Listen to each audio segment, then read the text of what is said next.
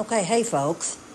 Okay, this is the kind of stuff that happens to me all the time. I want you to look at this. This is my Roomba. It's went completely stupid. Look at it. It don't know where it's at. See? I keep trying to hook it back up to Alexa. Look at it. Just sitting there kicking around. It's stupid. The thing has lost its freaking mind.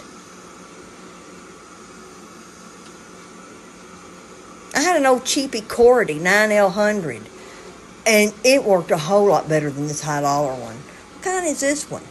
It's a piece of crap. That's what it kind of is. Okay, well, that's what happened to me today. You should watch it try to go to its home base. Watch this. It'll just sit there and do worse. Watch. Home. Cleaning paused. See?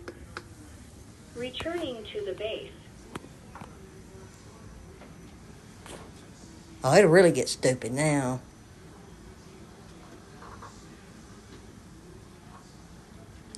It's gonna just sit there in that same place. Still. Just going, eh,